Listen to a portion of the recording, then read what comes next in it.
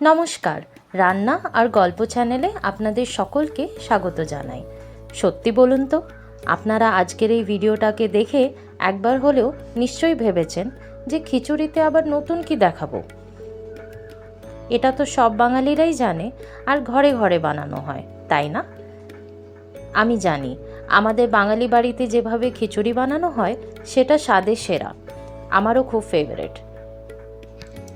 কিন্তু রান্না আর গল্প চ্যানেলে যেমন আমি আগেও বলেছি, আমি এখানে আপনাদের কাছে নিয়ে হাজির হই ভারতবর্ষের বিভিন্ন প্রান্তের নানান রেসিপিস, এবং আজকের এই রেসিপিটাও একটা অবাঙালি রেসিপি, যার নাম মশলা খিচুড়ি। আমি নিজেও কিছুদিন আগে অবধি জানতাম না যে খিচুড়ি এভাবেও বানানো যায় বলে। কিন্তু বিশ্বাস করুন, এটা বানাতে যতটা ইজি, খেতে ততটাই সুস্বাদু। একদম 10 মিনিটে বানিয়ে ফেলুন মশলা খিচুড়ি। এই রেসিপিটা বানানোর পদ্ধতিটা ভিডিওতে দেখানো হচ্ছে, আর তার সাথে ইংলিশ ক্যাপশনসও দেওয়া আছে আপনাদের সুবিধার জন্যে।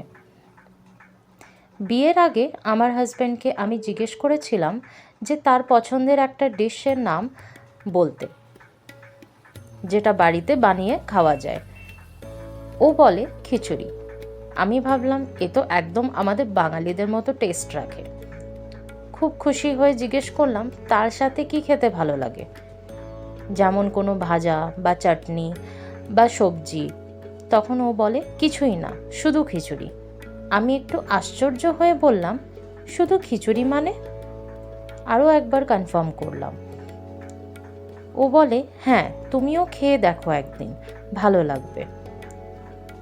আমি বললাম আমি তো খাই মাঝে মধ্যেই, কিন্তু খিচুড়ির সাথে আমার কিছু ভাজা বা চাটনি লাগে। তখন রোশন বলল যে আমাদের এই দিকে যেভাবে খিচুড়ি বানানো হয় তাতে আচার ছাড়া আর কিছু লাগে না। আর আপনারা বিশ্বাস করবেন না, এই রেসিপিটা আমার হাজব্যান্ড আমাকে বলে বলে শিখিয়েছে কিভাবে বানাতে হয়, যাতে ওর জন্যে আমি প্রায় বানিয়ে দিতে পারি। এটা শুরু থেকে শেষ রান্না হতে 10 মিনিটের বেশি সময় লাগে না।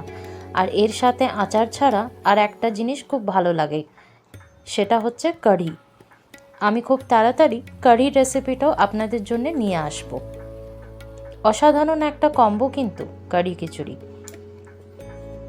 তবে আমি এই মশলা খিচুড়িটা কষা মাংসের সাথেও ট্রাই করে দেখেছি, আর একদিন আলু ভাজার সাথে আর বেগুন ভাজার সাথেও ট্রাই করে দেখেছি।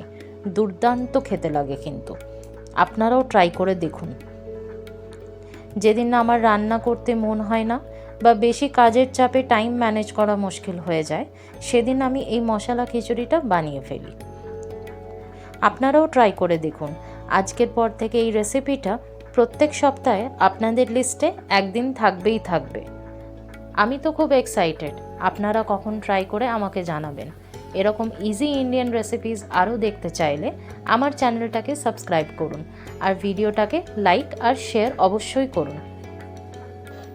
এই মশলাগুলোকে ভালো করে মিক্স করে নিয়ে পরিমাণ মতো জল অ্যাড করে দেব।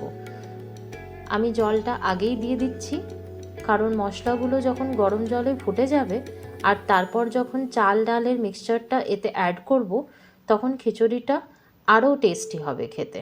ঠান্ডা জল দিয়ে রান্না করলে তার স্বাদটা অতটা ভালো আসে না, যতটা গরম জল দিলে আসে।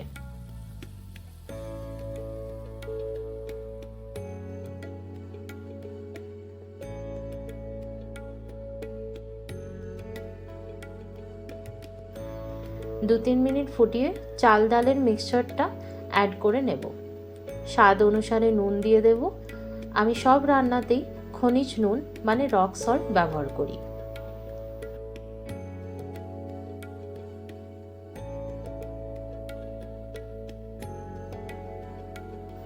আমার মনে হচ্ছে আর একটু জল লাগবে, তাই আর একটু জল দিয়ে দিলাম।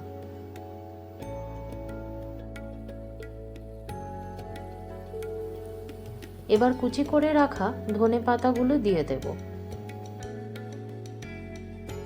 ঢাকনাটা বন্ধ করে মিডিয়াম আঁচে 3 থেকে 4টে সিটি হতে দেব।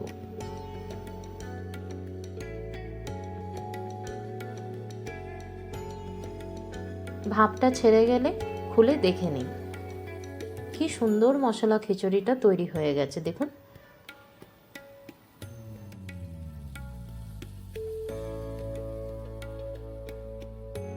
এই বৃষ্টির সময় খিচুড়ি খাওয়ার মজাটাই আলাদা একদম।